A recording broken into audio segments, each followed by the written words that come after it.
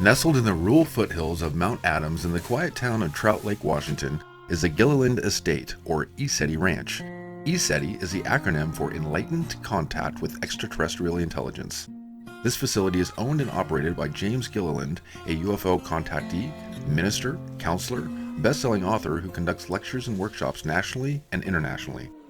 Gilliland is the host of the documentaries Contact Has Begun and Contact Has Begun 2, and has been featured in documentaries and television shows such as His Story, The History Channel, UFOs Then and Now, UFO Hotspots, ABC, Fox News, BBC Danny Dyer Special, Paranormal State, and The Uncontrolled Narrative. Gilliland's books, Reunion with Source, Becoming Gods, The Ultimate Soul Journey, and his latest book, Anunnaki, Return Star Nations and the Days to Come, is a powerful look at what is happening on a multi-dimensional level as we move forward in this time of what he describes as great change. ECETI Ranch draws an eclectic audience of thousands of people annually who are interested in the truth and higher consciousness. Gilliland describes thousands of eyewitnesses that have visited ECETI, some of whom were prominent scientists and nuclear physicists. Gilliland claims to have a large volume of photos and literally hours of footage of ships hovering, taking off at breakneck speeds, making right-angled turns, and throwing off tremendous energies expanding to several times their original size. He claims these UFOs also respond to the people below, showing they are under definite intelligent control. Gilliland says that the documented evidence and personal experiences at the ECETI Ranch prove beyond a shadow of a doubt that UFOs are real and ongoing contact is unfolding at this sanctuary. This video depicts our interviews and investigation at the ECETI Ranch.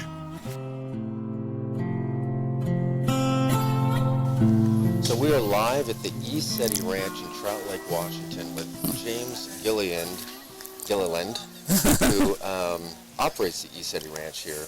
And for those of you who are not familiar with the ECETI Ranch, James is going to explain to you what this ranch is all about. Well, we've been here about 33 years, and so it started out as like a healing center where we're doing a lot of process-oriented therapy and self-mastery classes and things like that.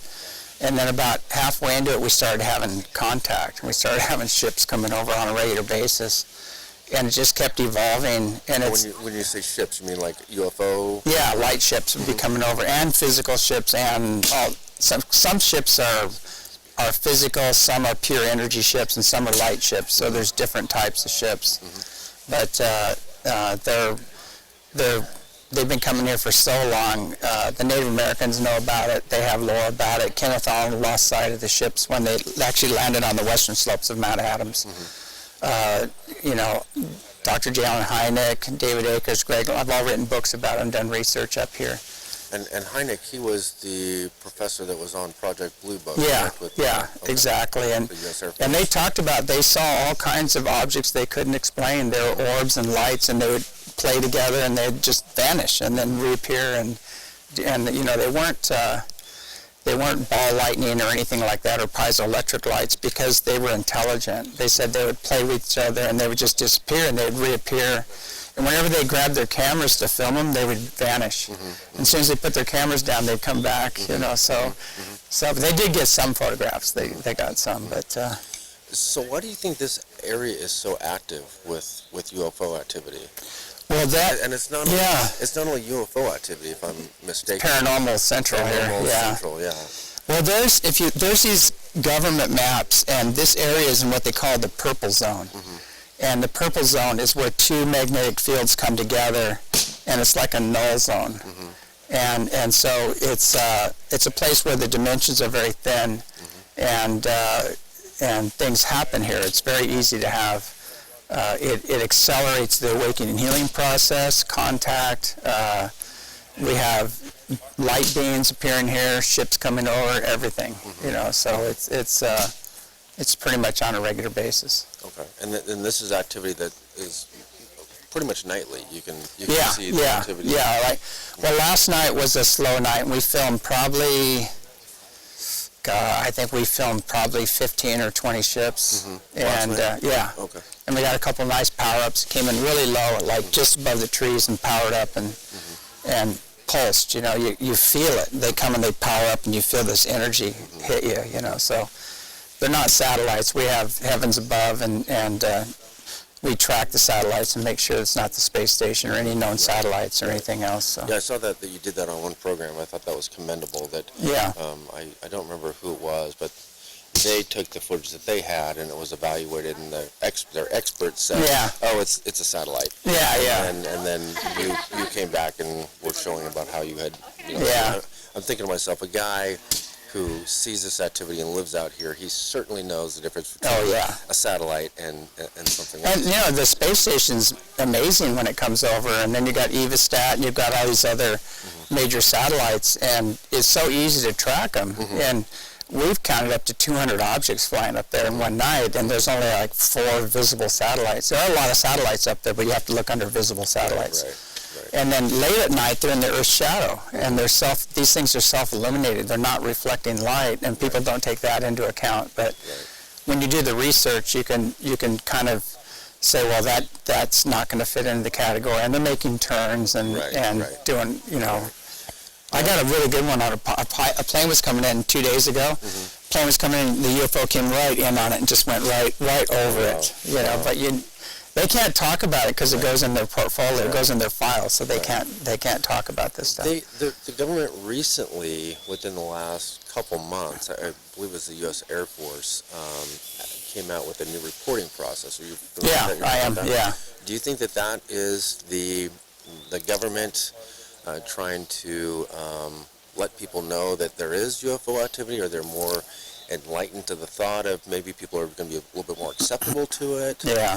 Or do you believe that it's just a bunch of hogwash anyway? They call it soft disclosure, and it's a controlled narrative. They don't want people to know that our ancient ancestors all had UFOs in the ancient past, and that's some of them returning, and this has been going on before the days of Egypt and things like that. So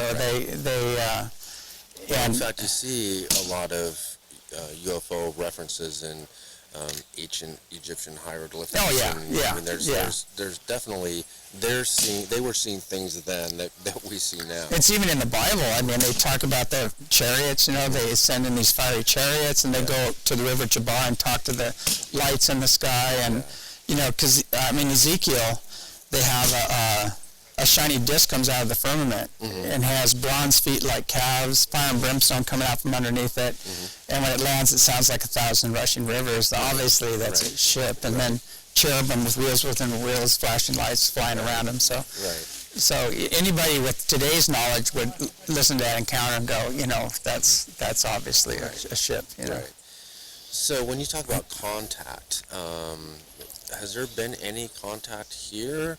Has anyone on this property ever had contact? And what are your thoughts of like CE5 and how that plays today? Like how do you get CE5? Yeah. It's the thing about it, all you need is an open mind, a loving heart, and pure intent to meet the prerequisites for contact. I'll write that down. Okay, yeah. It's very simple, and you don't need to be a rocket scientist. And really, a lot of this mental stuff actually takes you away from contact. It gets too complicated, and it's all about intention. And you sit down with that intention. I want to see a ship, and just be open-minded and see what happens, basically. So, do you think that is the same for people who see ghosts, for example?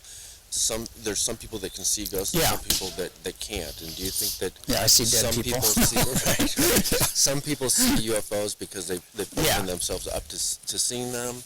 Well, everybody sees them here. Right. That's even people that are non-believers. I've had this one scientist was here, and he goes, I'll believe that's a UFO if it stops and goes back the other way. As soon as he said that, it stopped and it went back the other way. Wow.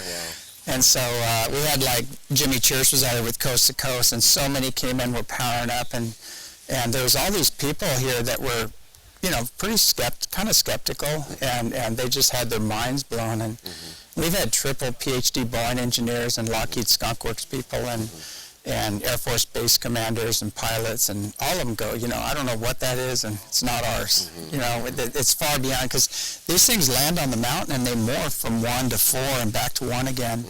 And they do things that we just can't explain, and they'll be here and then they just pop and they're over here. And we've watched helicopters chase them and jets chase them, and it's no contest. It's like they just, a helicopter will come in on them and they just disappear. Right. and then they reappear back behind it, and it has to make a big turn and come back, and comes back and goes pops again, you know. So messing with them a little bit. yeah, we got photographs of all that, and some videos of that too. So a majority of the people that come out here to experience this, would you say that, probably hard to say, but would you say that most of them are skeptics, or? No, I'd say most of them are just really curious and they want to know. They if you look at the numbers out there, you know, we know there's at least 200 billion suns out there with planets around them, and there's over 500 billion galaxies, and we would be pretty naive to think that we're. And I know what there's something billion Goldilocks planets now that they're not telling you about. They're in that orbit. So to think that we're it is just insane. I think people have seen enough. They've had their own sightings, and they want to come here and figure out what's going on. But we get people from all walks of life come here, and a lot of them are professional people. It's not so much the woo-woo crowd, you know. It's really professional people that have been coming up here, and you get the other crowd too. And you know, to me, the way I look at it is imagination is real on the level of imagination. Right. So what's not real, you know? But how does that help you, you know, to all these other stories? But so I think I distracted you a little bit, but in regards to the CE5, so how does one, I'm sure there's not a nutshell version, but how does somebody open themselves up to experiencing a little bit more than they would if they're not open up to it?